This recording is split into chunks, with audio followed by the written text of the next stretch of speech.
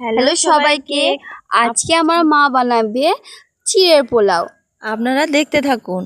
মা এখানে বসে গেছে চিড়ের পোলাওটা বানাবার জন্য।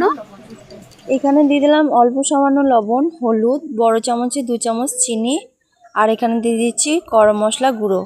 এটাকে ভালোভাবে মাখিয়ে চাকিয়ে এটাকে আমি ভালোভাবে ঢাকা দিয়ে রেখে দেবো। আর এই যে এখানে চিনেবাদাম, কাজু, কিশমিশ নিয়ে নিয়েছি। কখন যে হবে খাবারটা, খেতে তো আমার খুবই ইচ্ছা করছে। এখানে মা পাঁপড়ও ভেজে নিয়েছে।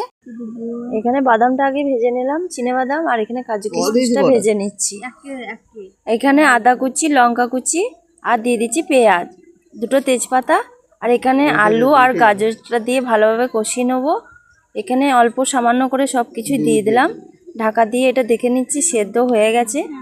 এবার দিয়ে দিচ্ছি চিড়েটা বন্ধুরা আমি আগে থাকতে ভিজিয়ে রেখে একটু শুকিয়ে নিয়েছিলাম।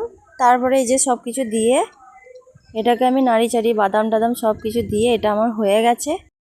তো এবার ওকে আমি দিয়ে দিচ্ছি খেতে। তো দেখুন বন্ধুরা কত সুন্দর হয়েছে। আর এই যে পাঁপড় ভাজা। তো আমার ভিডিওটি ভালো লাগলে লাইক, কমেন্ট আর আমাকে ফলো করে নেবেন। অবশেষে মায়ে হয়ে গেছে, এবার খাবো আমি। দারুণ হয়েছে বন্ধুরা, আপনারাও এভাবে করে খাবেন, বাড়িতে খুবই ভালো লাগবে, খুবই টেস্টি হয়েছে।